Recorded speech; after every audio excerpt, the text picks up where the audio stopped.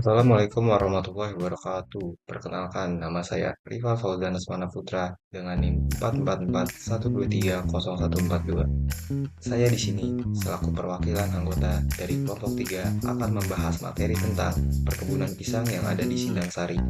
Pisang merupakan salah satu komoditas buah unggulan di Provinsi Banten. Tanaman ini tumbuh dengan subur hampir di semua daerah, terutama di Pandeglang, Lebak, dan Serang. Banten memiliki beragam jenis pisang dengan ciri khas dan keunggulannya masing-masing.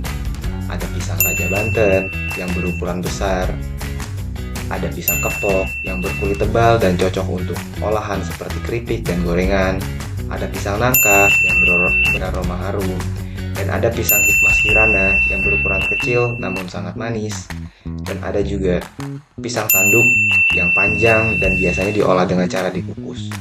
Setiap jenis pisang mencerminkan kekayaan alam dan budaya Banten yang subur, sederhana, dan penuh cita rasa. Data terbaru dari Badan Pusat Statistik (BPS) menunjukkan bahwa produksi pisang di Provinsi Banten pada tahun 2024 mencapai 2.751.600,99 kuintal. Distribusi dan pemasaran pisang di Sindang Sari, Serang, Banten dilakukan secara sederhana, yaitu petani atau pedagang menjual langsung di pinggir jalan yang ramai dilalui warga. Cara ini membuat pisang cepat tersalurkan tanpa perantara sehingga harganya lebih terjangkau bagi konsumen dan keuntungan penjual tetap optimal. Harga pisang umumnya mulai dari Rp5.000, tergantung ukuran dan kualitasnya. Sistem pemasaran langsung ini membantu petani meningkatkan pendapatan sekaligus memudahkan konsumen mendapatkan pisang yang segar. Minat konsumsi masyarakat Banten terhadap pisang, terutama pisang Cavendish, cukup tinggi dan menjadi salah satu komoditas penting dalam usaha ketahanan pangan di provinsi ini. Pisang Cavendish Sun Pride dikenal luas oleh masyarakat Banten dan banyak dikonsumsi dalam berbagai bentuk olahan. Survei menunjukkan sebagian besar responden setuju bahwa pisang ini dapat dijadikan alternatif bahan pangan untuk mengurangi resiko kerawanan pangan karena kandungan gizinya dan ketersediaan yang melimpah di Banten. Potensi produksi pisang Cavendish di Banten juga cukup tinggi dan sudah dimanfaatkan secara optimal dengan kontribusi yang cukup besar terhadap produksi nasional. Di daerah Pabuaran Sindang, pisang merupakan salah satu komoditas konsumsi dan produksi utama. Selain padi dan tanaman rempah, pisang menjadi bagian dari aktivitas pertanian yang mendukung konsumsi lokal dan perekonomian masyarakat setempat. Budidaya pisang di daerah ini memiliki potensi untuk terus dikembangkan, terutama dalam bentuk olahan yang dapat meningkatkan nilai tambah produk lokal. Konsumsi pisang di Indonesia memang menjadi fokus pengembangan oleh Badan Ketahanan Pangan dengan target peningkatan konsumsi per kapita dari sekitar 6,6 kg menjadi 9,5 kg pada tahun 2024.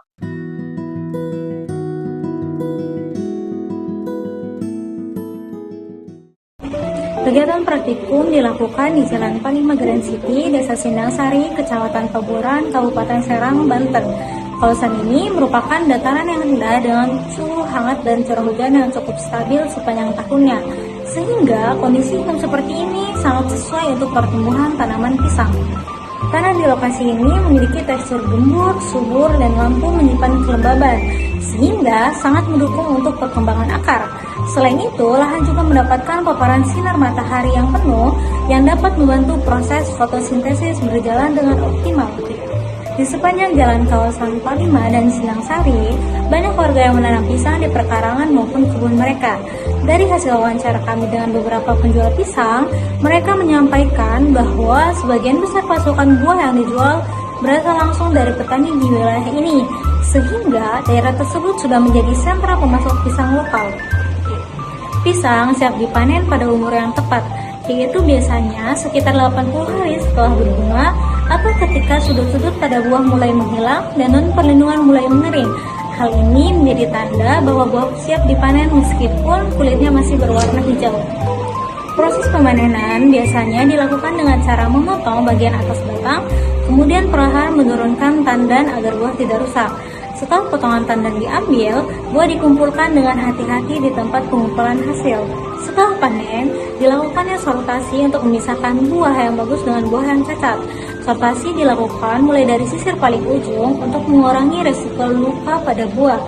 Buah kemudian dikelompokkan berdasarkan ukuran dan mutu yang sesuai permintaan pasar. Selanjutnya, buah pisang dicuci melalui beberapa tahap untuk menghilangkan getah dan kotoran. Tahap pertama menggunakan air tawas, kemudian dicuci dengan air sabun yang khusus buah, dan terakhir dibilas dengan air yang bersih.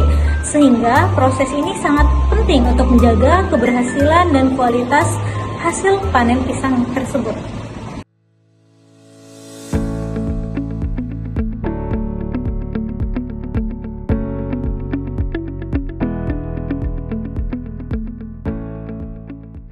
Assalamualaikum warahmatullahi wabarakatuh. Kami dari kelompok 3 dasar budidaya tanaman.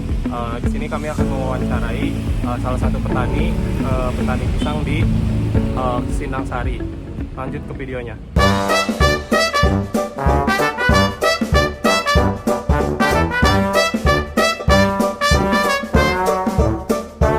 Assalamualaikum warahmatullahi wabarakatuh.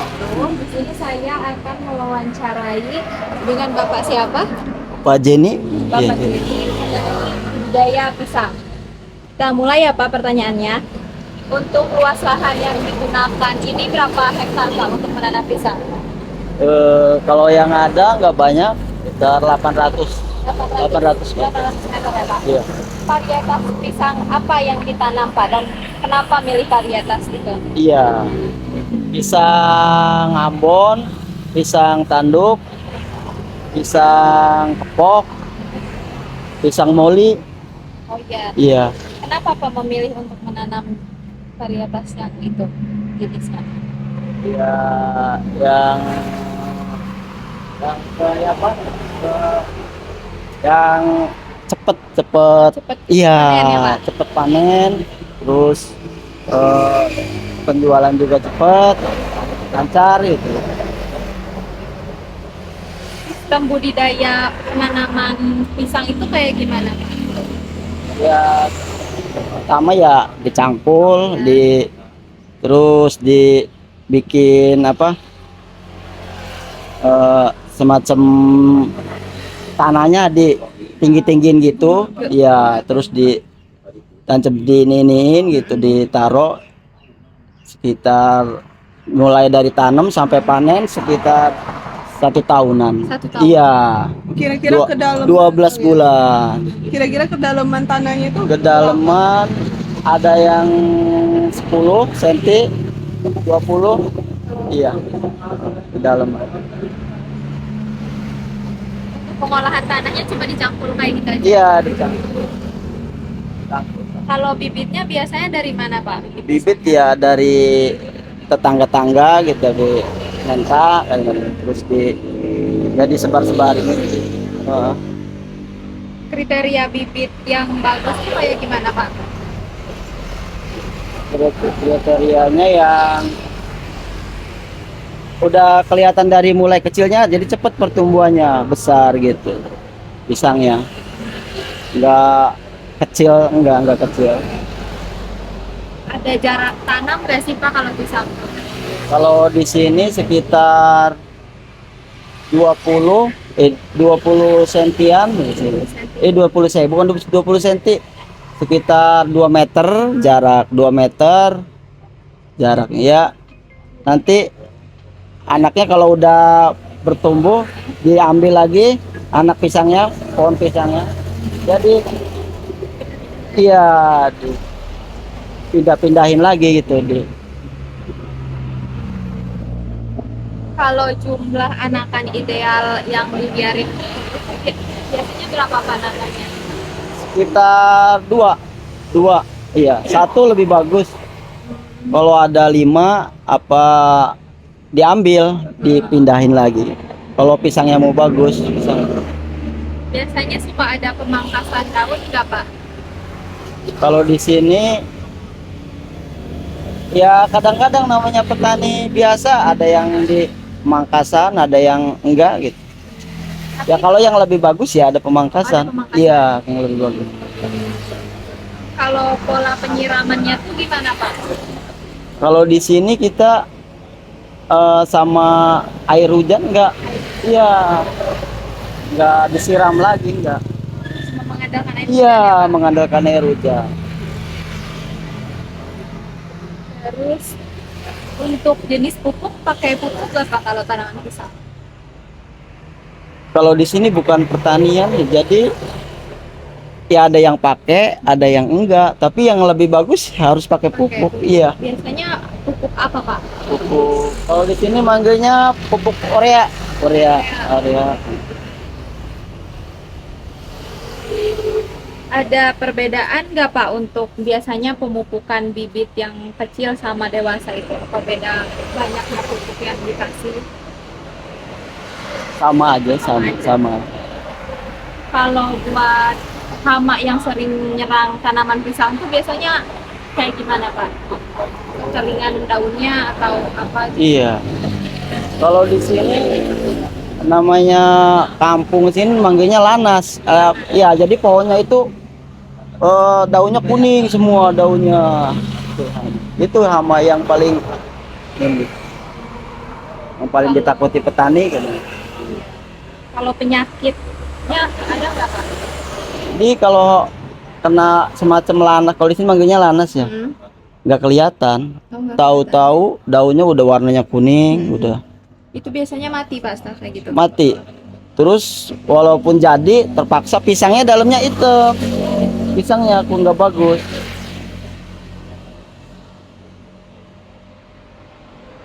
Bapak biasanya menggunakan pestisida nggak Pak? Kalau buat tadi kan ada hamanya, itu biasanya dipakein pestisida atau dibiarin aja? Kalau di sini kebanyakan dibiarin aja sih. Ya, kalau di sini. Kalau untuk dipanennya itu biasanya setelah buat 12 bulan tadi ya Pak? Setelah setahun tanam. Iya, setahun 12 bulan. Untuk proses dijualnya tuh biasanya ke pasaran mana Pak? Kalau kita di sini ya di pinggir jalan aja kayak gini. Langsung ke masyarakat Iya, langsung ya di Pak? masyarakat langsung. Kalau harga jual pisang itu rata-rata berapa Pak? Gimana ukuran kalau pisang? Ada yang besar, ada yang kecil. Kalau pisang gimana ukuran sih, Teh? Kalau pisang? Biasanya berapa tuh Pak? Kalau satu tandan ada satu sikat. Kalau satu sikat pisang semacam pisang ketan kena 10.000, kan ada bermacam-macam pisang ini. Itu beda lagi harga. Beda lagi, setiap pisang beda harga. Kalau kendala terbesar buat penanaman pisang itu biasanya apa Pak? Gak ada kendala sih kalau di sini ya biasa. Paling ya rumput-rumput kalau udah banyak ya dibersihin rumput-rumput. Yang penting bersih aja di tempatnya. Oke baik, terima kasih ya Bapak sudah berkenan diwawancarai. Cukup sekian pertanyaan dari kelompok kami. Terima kasih.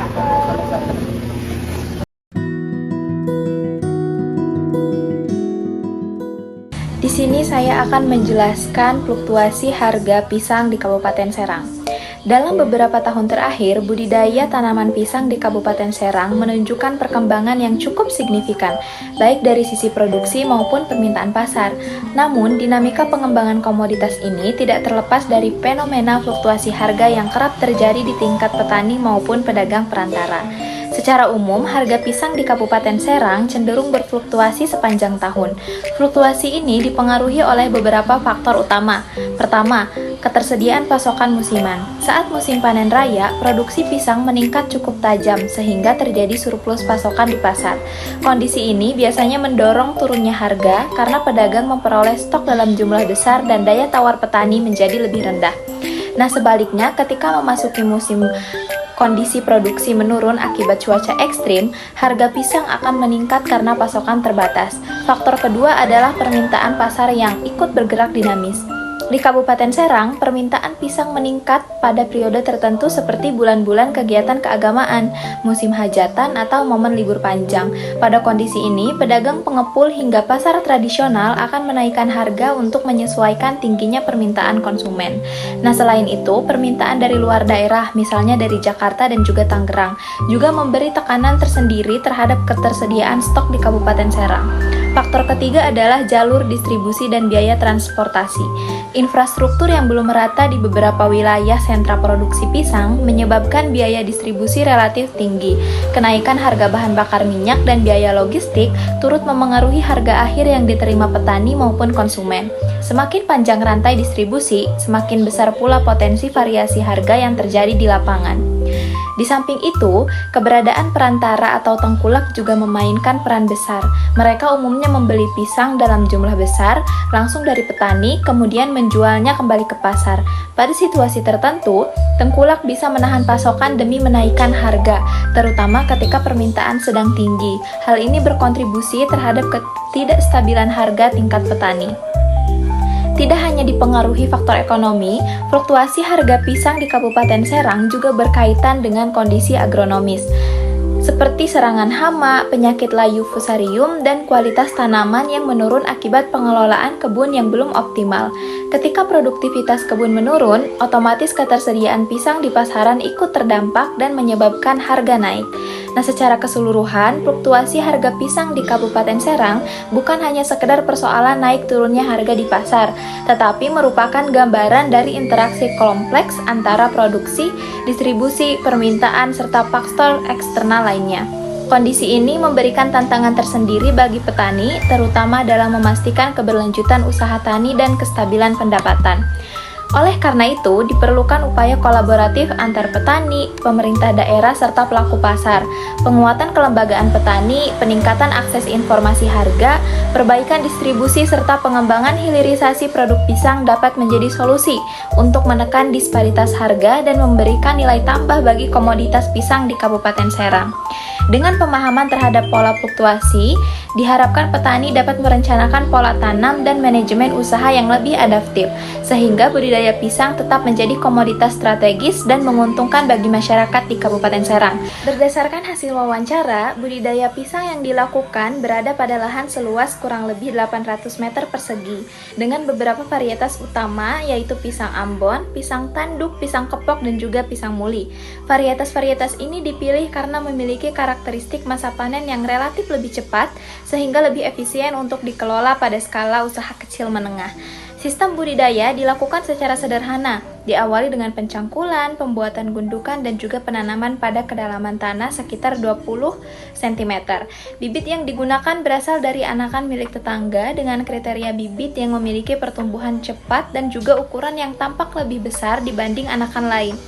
Jarak tanam yang diterapkan sekitar 2 meter dan setiap rumpun idealnya dibiarkan hanya 1-2 anakan sehingga pertumbuhan buah dapat lebih optimal.